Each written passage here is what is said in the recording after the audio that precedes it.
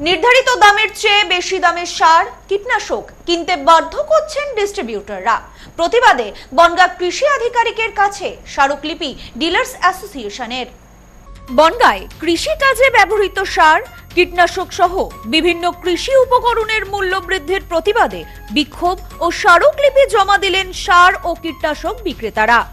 বুধবার উত্তর 24 পরগনার এগ্রি ডিলার্স অ্যাসোসিয়েশনের উদ্যোগে বনগাঁ কৃষি আধিকারিকের দপ্তরে একটি প্রতিনিধি দল গিয়ে স্মারকলিপি জমা দেয়। ডিলার্স অ্যাসোসিয়েশনের পক্ষে অনুজ কুমার খান জানান, দীর্ঘদিন ধরেই বিভিন্ন সংস্থার ডিস্ট্রিবিউটরদের কাছ থেকে নির্ধারিত সর্বোচ্চ খুচরো মূল্যের চেয়েও বেশি দামের সার, কীটনাশক এবং অন্যান্য কৃষি সামগ্রী কিনতে বাধ্য হচ্ছেন তারা। সদ্য লন্ডন থেকে চোখের অপারেশনের বিশেষ প্রশিক্ষণ নিয়ে ফিরেছেন ডাক্তার মোনাজির হোসেন। বনগাঁতে এই সর্বপ্রথম কোলফেকো, টোরিক, মাল্টিফোকাল ছানি অপারেশনের জন্য আসুন বনগাঁ আই কেয়ারে। ফলে সেই অতিরিক্ত দামের প্রভাব পড়েছে খুচরো বিক্রির ক্ষেত্রেও। বাধ্য হয়ে বেশি দামে কৃষকদের কাছে সেই সামগ্রী বিক্রি করতে হচ্ছে, আর যার ফলে একদিকে যেমন কৃষকদের আর্থিক চাপ বাড়ছে, অন্যদিকে ডিলারদেরও নানা অভিযোগ ও অসন্তোষের মুখে পড়তে হচ্ছে। আমরা কোনোদিন তো অধিকাংশ সময়ে ইউরিয়া বিশেষ করে এমআরপিতে আমরা বেচতে পারি না।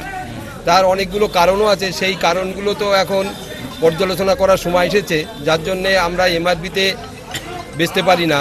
এখন আমাদের তো সেটা যাতে সুষ্ঠু সমাধান যাতে হয়, যার জন্য আমরা ডেপুটেশন দিতে যাচ্ছি গাইঘাটা ব্লকের পক্ষ থেকে এসও অফিসে, মানে এডিএ অ্যাডমিন। সেখানে আমাদের সরকারি আধিকারিকরা আছেন, তাদের কাছে আমরা ডেপুটেশন দেব, আমরা যাতে সরকার নির্ধারিত মূল্যে সার বিক্রি করতে পারি সেই জন্য। আর আমাদের অ্যাসোসিয়েশনের পক্ষ থেকে সিদ্ধান্ত নেওয়া হয়েছে, আমরা যতদিন না এমআরপিতে যে মালগুলো এমআরপিতে বেচতে না পারবো সেই মালগুলো আমরা তুলব না। সামনে আমন সিজনে চলছে, এখন আমন সিজন চলছে, ইউরিয়া সারের প্রচণ্ড চাহিদা হবে। এখন বর্তমানে যা স্টক আছে হয়তো 10-15 দিন চলবে, তারপরে কি হবে জানি না। সংগঠনের প্রতিনিধি হিসেবে কৌশিক মণ্ডল জানান, বিষয়টি নিয়ে একাধিকবার সংশ্লিষ্ট মহলে দৃষ্টি আকর্ষণের চেষ্টা করা হলেও এখনো পর্যন্ত কার্যকর কোনো সমাধান মেলেনি। তাই প্রশাসনের হস্তক্ষেপের দাবিতেই এদিন বনগাঁ কৃষি আধিকারিকের কাছে স্মারকলিপি জমা দেওয়া হয়েছে। তাদের দাবি, ডিস্ট্রিবিউটররা যেন সরকারি নিয়ম অনুযায়ী নির্ধারিত মূল্যে কৃষি উপকরণ সরবরাহ করেন। সেই বিষয়ে কৃষি দপ্তরের কড়া নজরদারি করতে হবে। একই সঙ্গে অনিয়মের বিরুদ্ধে প্রয়োজনীয় ব্যবস্থা নেওয়ারও দাবি জানানো হয়েছে। আমরা আজকে ডেপুটেশন দিতে যাচ্ছি আমাদের এডি অ্যাডমিনের কাছে। তার কারণ দীর্ঘদিন ধরে আমাদের একটা সমস্যা আছে, যেটা আমরা এমআরপিতে মাল কিনতে পারি না, কিন্তু এমআরপিতে মাল আমাদের বেচতে হয় বা বেচতে বলছে গভর্নমেন্ট। আমরা চেষ্টা করছি যাতে এমআরপিতে মাল আমরা পেয়ে চাষিদেরকে এমআরপির মধ্যেই মাল বেচতে পারি। তার জন্য সেই ব্যাপারটাকে আমরা সিদ্ধান্ত গ্রহণ করতে চাইছি, এই কারণে যে আমরা যাতে ওইভাবে বেচতে পারি সেটা আমরা আমাদের আধিকারিকের কাছে জানাবো, এবং আধিকারিকের কাছ থেকে আমরা তাদের কাছে আমরা আবেদন করব যে যাতে আমরা বেচতে পারি তার ব্যবস্থা যেন আমাদের করে দেয়।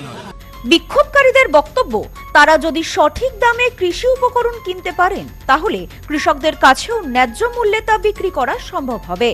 এতে কৃষকদের আর্থিক বোঝাও কমবে এবং বাজারেও স্বচ্ছতা বজায় থাকবে।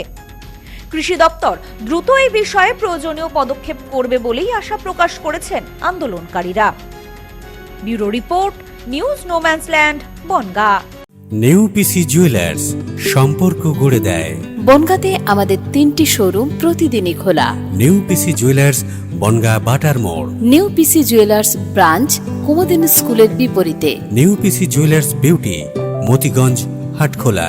আমাদের এখানে সোনা কিনুন পেপারের দামে।